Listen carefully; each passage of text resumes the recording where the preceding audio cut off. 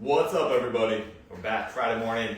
This time we're going to talk about some very interesting concepts, methods, systems. So I just got back like 2 weeks ago from Steamboat Springs in Colorado, and I was doing joint presentations with Dr. Veera, who I've been working with, collabing the last 10 years with some of her work.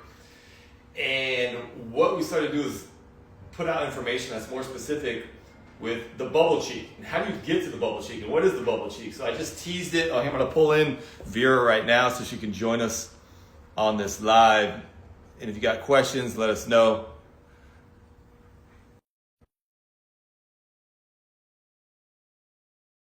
Again, in Colorado, we're giving presentations, doing hands-on, and getting to the point of being able to eventually do bubble cheek integration with Hey, Matt. different populations. Hey, there she is.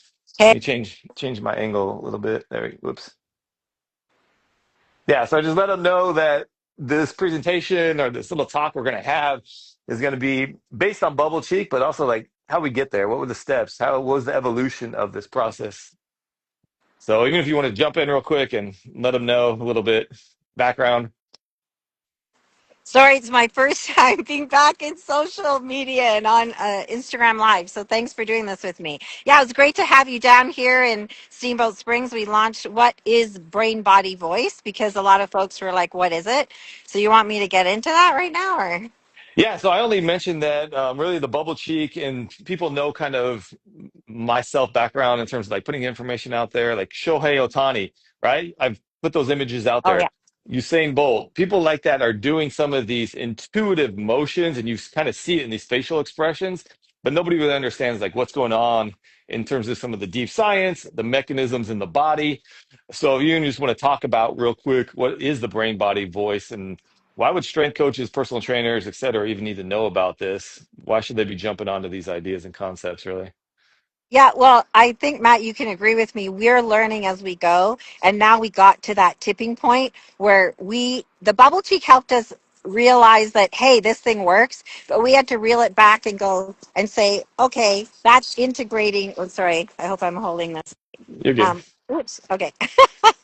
Um, so brain body voice is basically what we did to ensure in the last 10 years, do we have something new? Do we have something revolutionary, So I said, let me go to the most elite human performance folks who would just tell us straight up, And so we went to special operations forces, and also we do have some sensor-based stuff that we worked on with them to just get what are the thresholds of, and this was the kicker, is hey, why would they even try it? Well, have you ever calibrated your vocal mechanism, your vocal tract, while you're training your cognitive physical functions, your systems, brain, body? But let's add the voice piece because then we can add another element of how to level up your performance to the extent that I wanted to get new measurements that would be inclusive of the voice. And that's at how we derived those thresholds from our special operations forces, and super grateful for them and the service they give us and the country. So I guess Yeah, the first, so no, go that's good. ahead. Yeah, so most people they would train like physical. I'm in my garage gym right now, or at my college in the gym, and most coaches physical training, or they would just do mental training. And their mental training, to be honest, let's be completely honest, they're just doing like meditation and breathing, and that's all they're doing. And it's not really directed, and that's probably at the most they're doing. Maybe they're doing some kind of eye drills. That's about it. So really, what you're trying to say is you're integrating all these components together within a single like session, workout, movement. The practice can be integrated to produce even better results than most people would even think about. Right. And so what we figured out, right, Matt, is bubble cheeks great, but we had to go back to square one and say, what does everybody need? Is a baseline, right? And Hmm. so that step one is that baseline. And the baseline is next evolution breathing. Yeah, this all sounds like, marketing. Sorry, there's a gondola alarm going off. Can you hear me okay? Yeah, you're good. You're good. I think I actually even went off and on again. So I hope that No, first you're part, good. Yeah, we heard you. Yeah, yeah.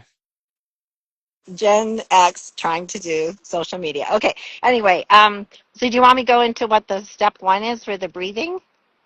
Yeah, you want to just should integrate that, or go also talk about the TVA or diaphragm part, or just how it's going Yeah. to integrate Okay. into step one? So this will tie Yeah. together step one and a new kind of breathing, an evolution to breathing techniques.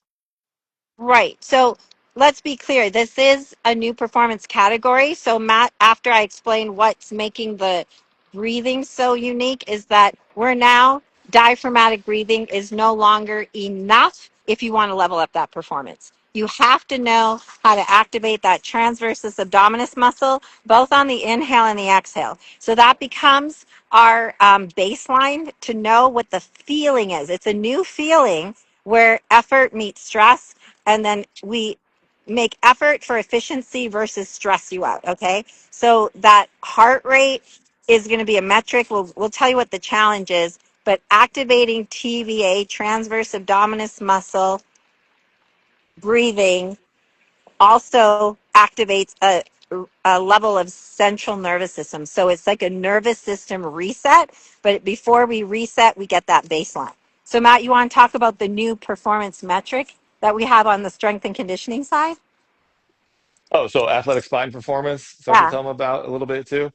Yeah, so these breathing techniques, you'll see, again, I've teased it in the past before, and some of you know me really well, and you're like, oh, he does this bubble cheek. And now there's many more components to it that most of you don't know about yet that we're starting to, put out to the masses.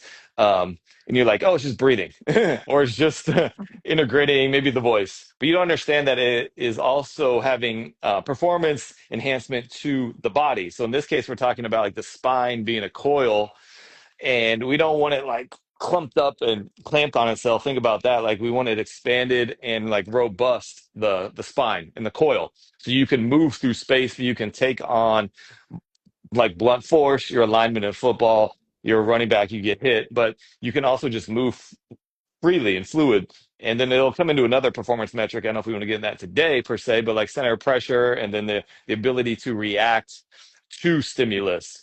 So I guess what I'm saying is this first performance metric is called athletic spine performance, and this breath sequencing and this very specific breath technique is going to help to enhance that metric. Thanks. And yeah, I guess the key thing that's different, or something that might be familiar, is Valsalva Maneuver. We talked about that. The key point, and a lot of the metrics that you're going to hear about at all times, the airway is open. Your airway is open, and the airway is where your vocal cords are. Okay, so let's just be clear. There's the basics. Like when you breathe, air goes through that area. Okay, that's your vocal tract. So, I guess we can get into that next week. Why don't we ask everybody Yeah. what they need for? Um, and you can be at any elevation. Right now, I think I'm around 6,900 feet. Clearly, it's snowing here. Matt, where are you at? I think it's like 73 degrees at the beach today. Oh, an elevation sea level. Okay. Yeah. So, so what you will need is the pulse oximeter. And then the reason why we want you to use a pulse oximeter, even though we're doing just heart rate, it's to the fingertips. That's really important. And we'll take you through the actual sequence, because it's really specific, next week on how to find your BBV, brain, body, voice baseline. So then you can get to the next step of, then we do ABCs, add some voicing, then we go even further into some uh, anaerobic, fast, like more explosive stuff. And then you can get to the bubble cheek and maybe get closer to knowing what a Shohei feels when he's doing that. How does that sound, Matt? Yeah, no, for sure. So I think, yeah, join us next week. We're going to kind of keep this going on a regular basis. So it starts to put out the information for you. There's going to be obviously different resources out there. There already is currently, all right, an app you guys can jump on. But I think step one will be that. Like, if you don't have a pulse oximeter, you're like, well, what's the point? Well, that's what we're going to show you next week. The benefit. Would it be beneficial even if they just had their heart rate monitor on for step one? But again, they really need the pulse oximeter, and they're trying to get the next sequence of steps. But if they can, yeah, they're trying Right. to track heart rate for next week for sure.